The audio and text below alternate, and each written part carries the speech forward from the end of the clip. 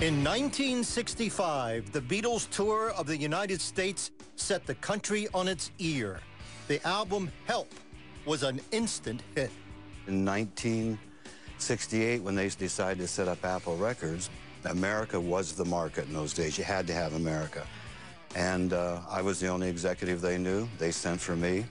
We set up Apple Records, and then I came back and ran it for them in America. Ken Mansfield was in the right place at the right time. At least that's how he sees it. Propelled into the center of Beatlemania, Ken was the man in the U.S. for the Beatles' Apple record label. The thing that happened to me is I didn't get it. I wasn't a fan of the bands. I didn't realize that they were that great to me.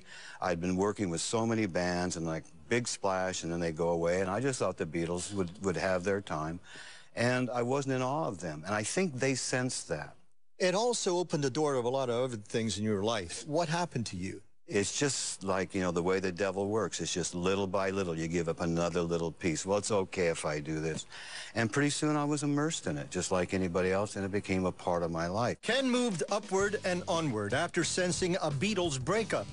He became president of MGM Records, and still wanting more, Ken left the corporate world and started Hometown Productions Incorporated, signing on some of the biggest names in show business. Ultimately, where did this lead you, this lifestyle?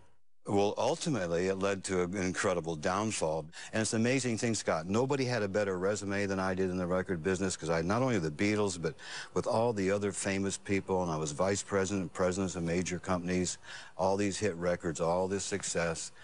Never been fired, never failed, but all of a sudden, things just started falling apart. But one day, I just found myself just totally bottomed out, broke, lost everything. Losing everything meant Ken's summer estate on a quarter-mile of California oceanfront, a mansion in Hollywood Hills, servants, money, power.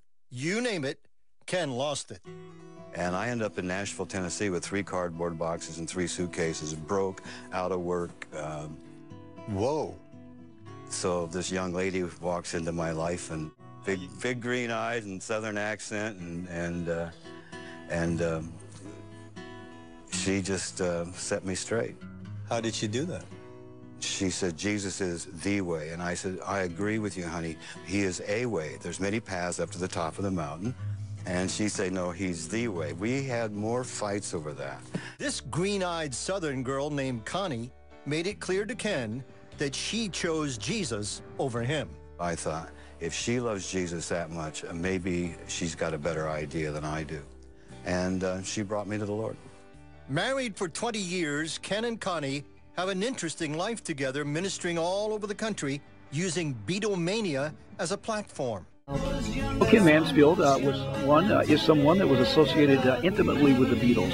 He is very much a part of musical history, and he'd become a Christian, and he has a fantastic story to tell. I had heard him in Sacramento, and I just couldn't wait to get him here. An incredible story of how, really an irreligious person, and now, a Christ follower, and very committed, and just a great man, and has worked with many, many groups, and is really a missionary to the performing arts community. I need somebody help, not just anybody help. I need someone.